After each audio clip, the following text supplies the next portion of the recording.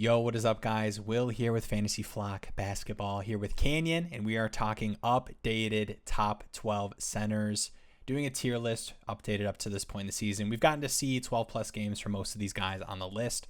So rest of the season, we're doing an updated top 12 list. We've done guards, we've done forwards. Check those videos out if you haven't seen them. Getting right into the centers, and let's jump right into it. In the top tier, we've got Embiid.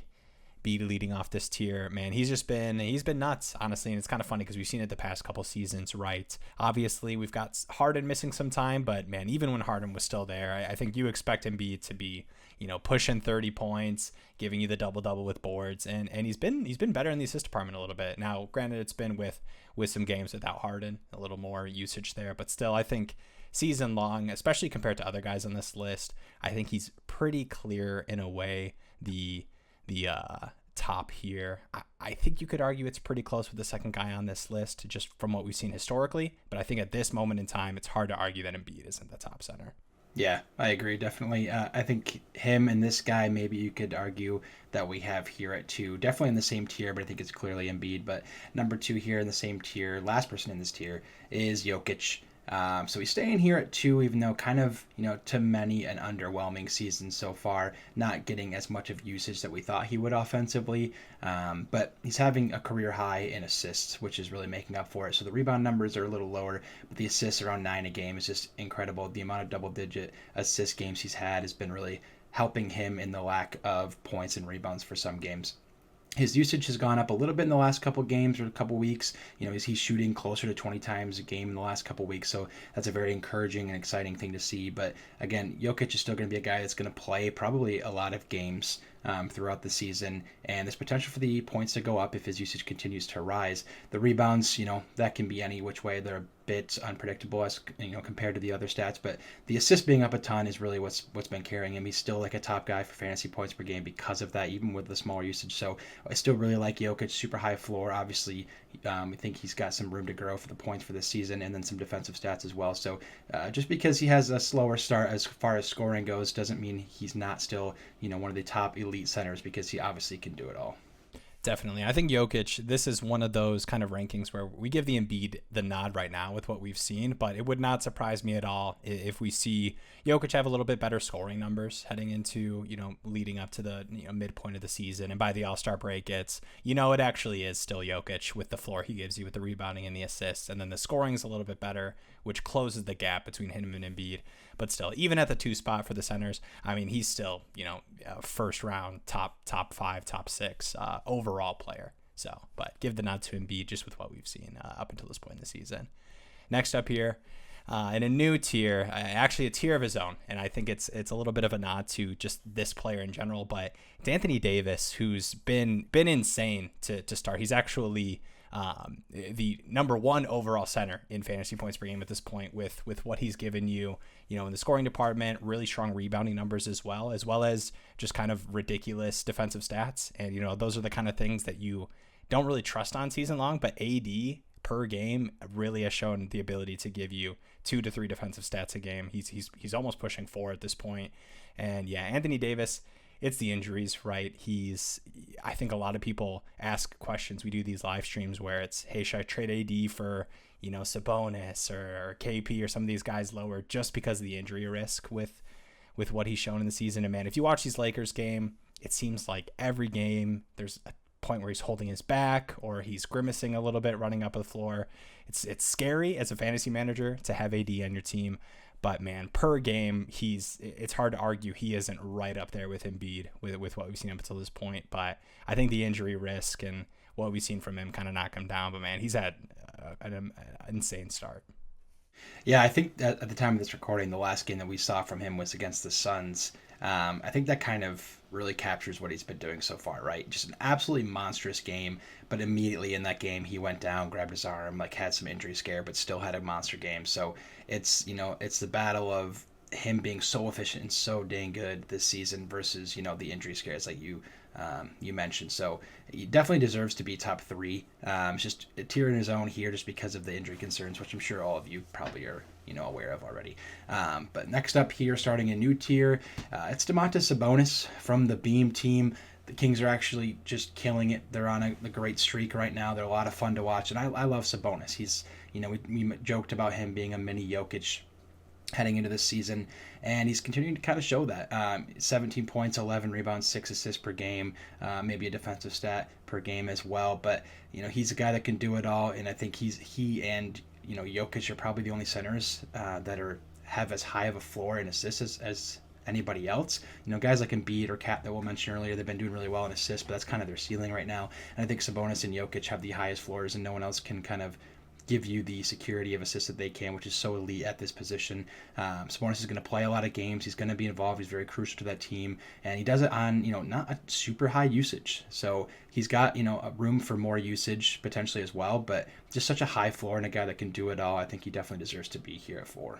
Definitely. And then close behind in the same tier, we've got KarlAnthony Towns here. It's been a pretty weird start for Minnesota, with Rudy Gobert being added to the rotation. We expected the rebounding numbers to dip a little bit, which is what we've seen, but that paired along with the emergence of Ant, I was not surprised heading into the season. It wouldn't have surprised me if Ant actually was the leading scorer on this team, and we've seen him get that nod a little bit. I think Cat, it's kind of weird. It sounds like I'm talking really negatively about KarlAnthony Towns this season. It's not like he's been a huge bust or disappointment. He's still, top 5, top 6 center in fantasy points per game. But still, I think the upside of him giving you 24 and 10 doesn't feel as realistic with what we're seeing from this Timberwolves team. But still, he's going to give you a really solid floor with, good scoring, solid rebounding, and the assist numbers have been really strong too, which kind of helps raise that floor a little bit. But I just think his value has dipped a little bit. Definitely, I don't think he's the first round pick that he was for most people heading into the season. Yeah, I think his ceiling is a little capped now. There's just so many mouths to feed in Minnesota, so he's been doing very well. But I think his ceiling is a little capped. Like I said, I think his points are going to be around this 22 and maybe not like a 25, 26 like some people expected with all the guys there. 6th tier and last in this tier is Kristaps Porzingis for the Wizards, averaging 20 and 9, 3 assists, block and a half about a game.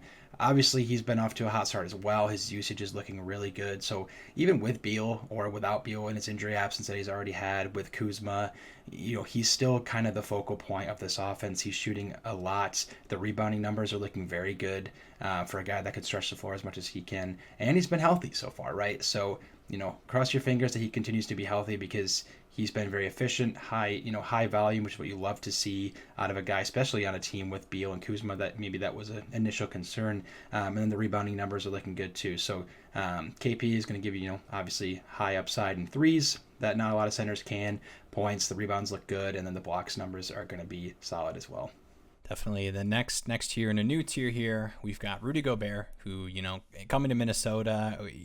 I think the expectation was we were going to see a lot similar to what we saw as far as fantasy production for him with the Jazz.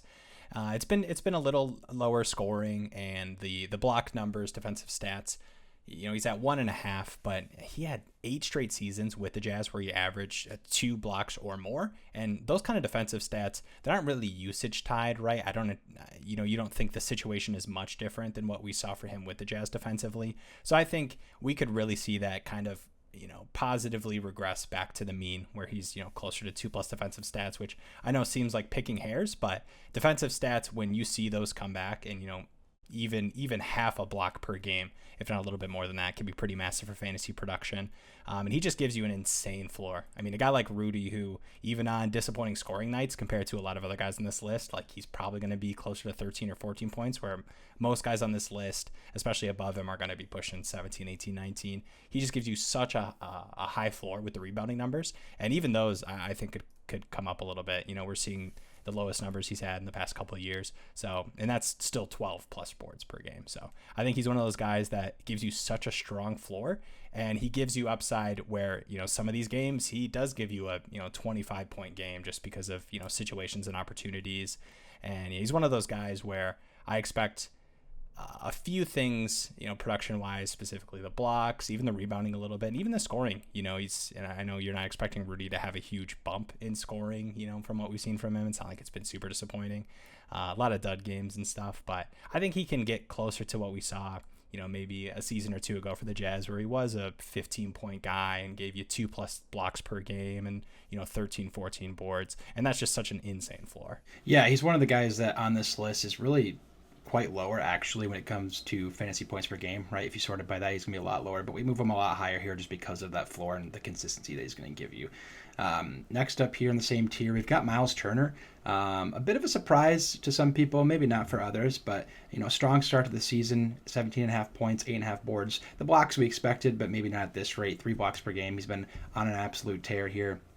Missed a couple games already. I think he's played the least amount of games out of any of these guys that we're going to mention here. But, you got to give him his respect. He's been playing very well, shooting pretty efficiently, rebounding pretty well, too, from, what we've seen in the past from him. And then the blocks floor is just looking incredible. I'm a little weary of him continuing this, efficiency and production in Indiana with the young guys they have around there. So, maybe he could be higher or lower, but I think right here at 8 is a solid spot because I think this might teeter off a little bit. I think 17.5 and 8.5 is kind of capping around where he'll be. So not to talk him down too much, but the blocks are going to keep him up for sure, right? He's going to be one of the league leaders in blocks this season. And then the injuries too is another thing that's a little bit of a concern. So I have some concerns with the injuries and with how much more of a ceiling he can, push to. But with the blocks being where they're at, his rebounding numbers being up, and his ability to stretch the floor and score points, I think he fits nicely here at 8. For sure. Next up, closing out this tier, we've got Bam. And Bam is one of those guys who's, if you just kind of look at his per game numbers, it's pretty much identical to what we saw last season for him. And honestly, over the past 2 seasons, where he's given you, right around 19 points, 9-10 boards, a handful of assists, 3 to 4, and like two defensive stats. And I don't know if I have much to say about Bam. I don't anticipate much kind of upside for these numbers to increase, like a couple of the guys we talked on this list. And I don't know if I see upside for it to be much greater. You kind of wish some of these games he was a little more aggressive offensively, but still, I mean, he's had some pretty solid games, and I think he can definitely push 19-20 points per game and just kind of give you what he gave you last year, which is what I expect from Bam this season. Yeah, definitely. He's honestly been doing pretty well versus, he had a slower start, maybe a slower ending to last season. So I think people forget that this is actually pretty close to, the Bam that we all expected to see a couple of years past and continue to do. Next up here in a new tier, we've got Nikola Vucevic for the Bulls. This is a guy that I really like. I think he's just a very consistent and solid, obviously rebounder and scorer on a team that has a lot of offensive weapons with the likes of LaVine and DeRozan. LaVine might miss some time moving forward, and maybe even DeRozan as well, just with their injury history. But Vooch, even with both of them out there, he's been very, very efficient. He's played, I think, almost every game for the Bulls. 15.5 points, 12 boards, 3 assists, and about a block a game. He's kind of one of those sneaky centers that can do it all in my eyes. He can stretch the floor and shoot the 3 ball, which he's been doing pretty well. Scoring wise, I think the numbers can increase. Even he's had some really high usage games. Rebounding wise, he's going to be one of the higher floor guys, great rebounder. And then the assist numbers, he's had some really high assist numbers in certain games. He's shown that he can be a pretty solid passing big. And defensively, maybe not the highest ceiling or the highest floor of a guy, but he can definitely get you some blocks. So I really like Vucevic. I think down here at 10, feels a little disrespectful for me, but there's just a lot of centers that obviously deserve to be above him. But I think 10 for Vucevic is definitely where he should be at with what he's been doing this season. For sure. And in this tier as well, we've got Jakob Poeltl, who's a guy we like a lot. I know there was a lot of anticipation as to kind of what the Spurs rotation and what usage would look like. I think Jakob's one of those guys who didn't expect a huge uptick in usage based off of the departure of Murray and Trey Jones kind of stepping into that point guard role, who's also a good passer, but I mean, obviously we didn't anticipate a huge usage bump. He's kind of just giving you what he gave you last year, a couple more assist numbers, and I think that's a little bit of a nod to what the Spurs look like offensively. It isn't just an offense that's running through Murray pick and roll consistently.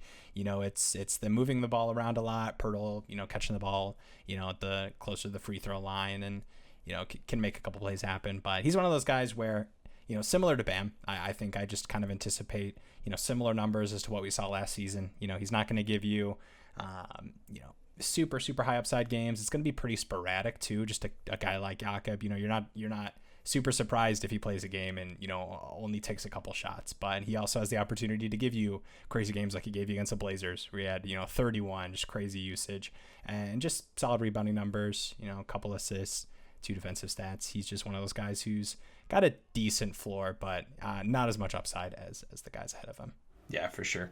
And then last up here to round it out at 12, we've got Jared Allen. You can make a case for some of the other guys that are left off this list over Jared Allen. But in my eyes, a guy like Jared Allen who's going to be a consistent double-double is something that I think the guys that are left off this list can't really do as often as Jared Allen, averaging 14, 11 with obviously good block upside. Even with the guys around there, you got, obviously Mitchell, Garland, Mobley, and Jared Allen is still in there producing double-doubles and giving you block potential as well. So, got Jared Allen here at 12. There's some guys that we'll talk about as honorable mentions, but I think he's the last of the guys that are going to be, high floors in rebounds. The points can waver. It's going to be around 6 points in some games and maybe even 20 in some games. But the rebound consistency and the block consistency is what you're looking for. And, he has the upside for points. He still gets the looks even on a crowded team. And so I think what he can do as far as double-double with the defensive upside is something that, the other guys aren't going to do as consistently. Definitely, and we'll kind of close out here. That's our top 12. Wanted to go through some honorable mentions, a couple guys who, were in consideration to kind of sneak into the top 12, but I think we had to give the nod to those guys at the bottom of that last tier there, just with, consistency, floor, and, a little bit of upside for some of those guys. But first up here, we've got Sengun, who was definitely a popular breakout pick with just the opportunity that he had, obviously, with the departure of Christian Wood. It's something that I think if we saw consistent minutes from Sengun, I think you could make a case come All-Star break that he is a top 12 guy. But, Fernando's been out and we saw some really weird rotations to start the season. I think everyone expected Sengun to, be closer to consistent starter right off the bat, and that just wasn't the case. So he's one of those guys where, they've got some talented 4s and 5s or at least guys that they're willing to play a decent amount. So I don't know if he has as much kind of floor matched with the upside that everyone kind of anticipated for him. We've got Brook Lopez on here as well, who just feels like the biggest regression candidate of all time for those stretches where, he had these crazy scoring games that we just haven't seen from him with the Bucks for these past couple seasons. The blocks, which, Brook Lopez, don't get me wrong, is a great block guy, and I think kind of per game and per minute can give you really solid block defensive stats, but just kind of like a historic pace to start this season and pushing almost 3 blocks per game, which is not something you expect to maintain. Obviously, a lot of injuries for the Bucks too. Middleton's coming back, so definitely less offensive, usage and kind of field goal opportunity for him. DeAndre Ayton on here as well, who's had, pretty disappointing start to the season. I think there was a lot of hope for him to kind of increase scoring numbers alongside a solid rebounding floor. And we haven't seen that as much, but a lot of these guys are pretty close to kind of the bottom of those tiers. Got Nurkic on here as well. The minutes have been a little sporadic, but he's another one of those guys where the scoring doesn't look great, but gives you a pretty solid floor, pretty close to Jared Allen as far as, per game numbers are concerned.